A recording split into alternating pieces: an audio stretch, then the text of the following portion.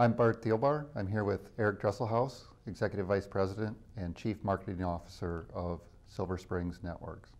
Thank you, Eric. It's good to have you with us today. Thanks for having me. As you know, the industry is going through a number of challenges right now. There's issues related to cap and trade, environmental issues, infrastructure build-out, and a host of number of other technology and operational challenges. Among all of those, and some of those I may not have even mentioned, what do you see as the most significant challenges?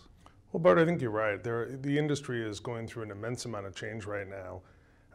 Utility leaders around the world are contemplating what impact carbon monetization might have, trying to think about how the operating model of the utility is changing. But I would say that the most important change that we're addressing right now is really redefining the relationship between utilities and their consumers.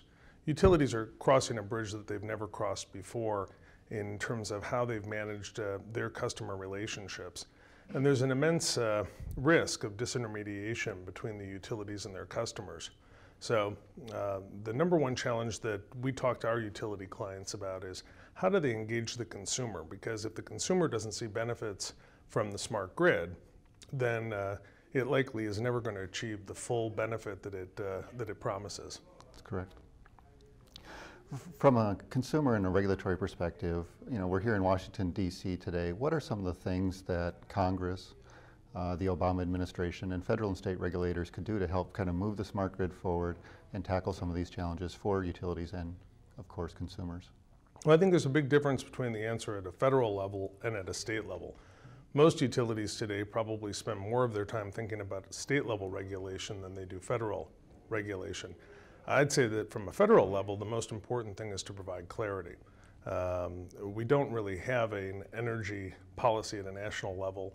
I think the administration has tried to help drive one, but whether it's cap and trade or other initiatives, providing clarity at a federal level is the most important thing that can get done. At a state level, I would say that regulators are charged with balancing the interests of the utilities and the ratepayers, societal benefits, and that the challenge that they need to take is to allow utilities to invest for the long term. Utility regulation has largely been dominated historically by near-term concerns, kind of a least cost model, and a least cost model may not get us the best long-term answer. In 2009, tens of billions of dollars were awarded in stimulus grants. A large share of those monies are going towards smart grid and other utility investments. From your perspective, what impact are those grants and other stimulus funds having on the industry right now, or is it still a little premature?